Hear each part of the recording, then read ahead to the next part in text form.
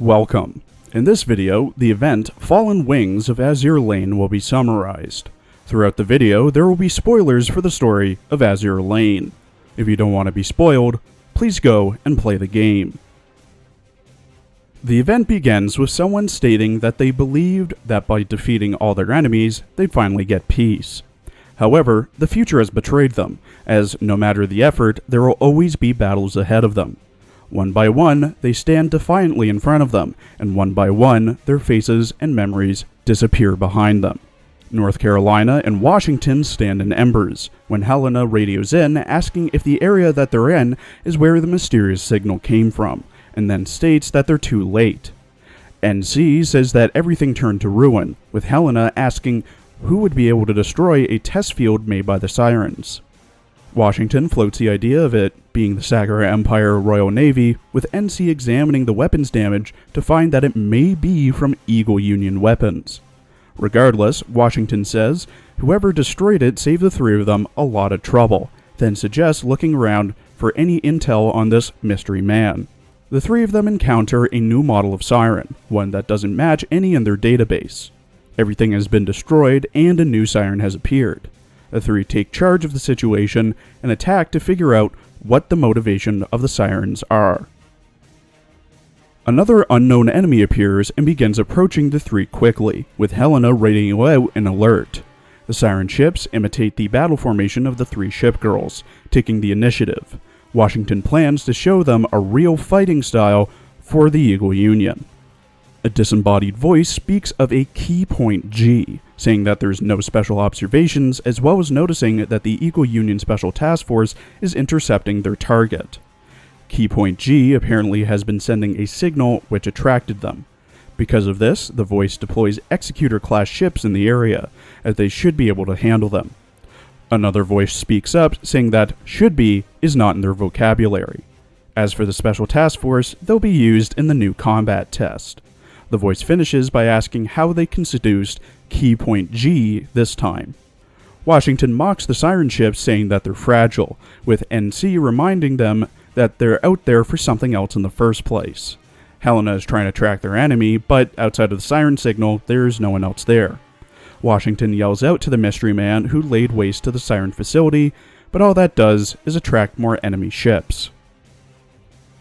A recording titled log ATX15.00252.5.142 plays. It's a conversation between Observer Alpha and Enterprise.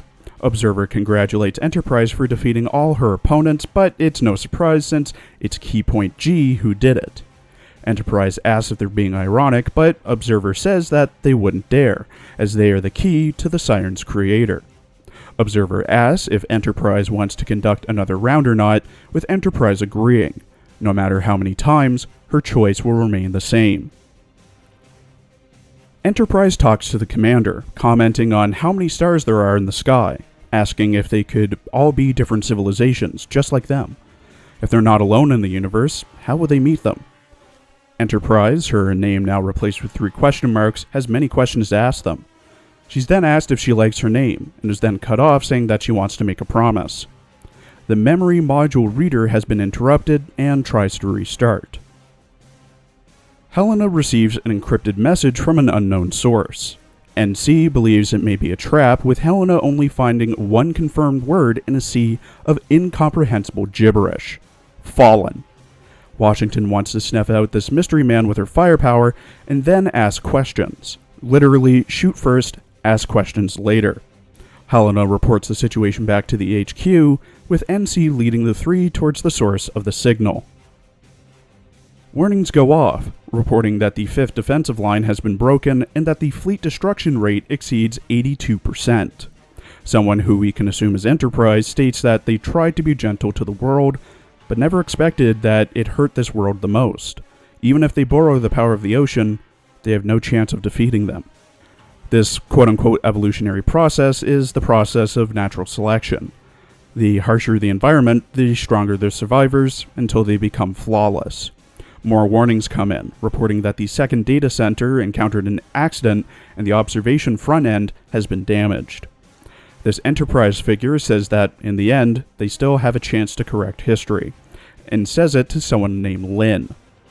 Someone named Observer Zero appears, with Enterprise saying to reactivate the Inquisitor plan, as humanity's past is in their hands. Observer Zero accepts the mission and calls Enterprise Inquisitor. At least for the very end, they should have beautiful fireworks for their curtain call. The situation worsens with the three ship girls, as though they were able to sink 2 of the new models, more keep coming until they're surrounded. NC asks how the Sirens became subtle with their tactics, being able to predict their trajectory. Washington's wishes that South Dakota was there before shouting that they'll fight their way out and aim for the flagship. Suddenly, the enemy fleet movement completely disappears, with Washington taking credit for hitting their biggest ship. NC reports that a large number of planes appeared on the radar, but she's unable to determine the model. A mysterious figure appears, only saying, "You."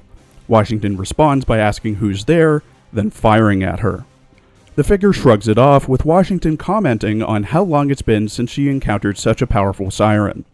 NC stops her before she fires again, with Helena saying that the signal sent by the figure is consistent with the encrypted messages. Washington introduces the 3 of them as Eagle Union's 16th Task Force, stating that the figure needs to identify themselves. The figure instead wants to confirm something with them, asking the name of their commander. NC says that they're under no obligation whatsoever to answer her question, as the figure hasn't confirmed her identity, and she asked a top-secret question.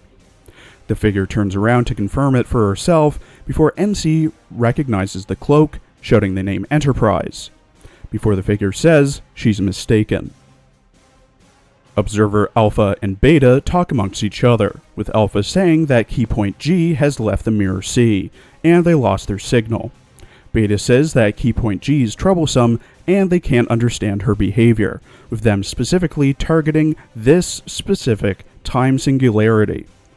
Alpha says that this may be the flawless at work. No matter what, she always chooses the Siren's side in the end. Helena picks up another signal, yet another unknown Siren ship, possibly a courier. Washington asks if Sirens have couriers, and if they do, then it's a big catch. Washington yells out to the courier saying there's no escape. NC comments on how fast the courier can travel, but luckily for them, they have new toys from Akashi. Mines. They can use them to block the escape route, ensuring that nothing slips away. Observer Zero says that the creator said to them, they recently saw calamity fall from the sky like a flash of lightning. All those who followed in its rebellion turned ugly, but retained their glowing wings. The creator cannot bear to see his work sullied, to allow them to glow from the underworld. She then says herself that humanity enjoys making things interesting, with a terminal currently not having the capability to fight someone. Next, Observer Zero will ask a group to travel to the underworld, the Tribunal. Thank you for watching.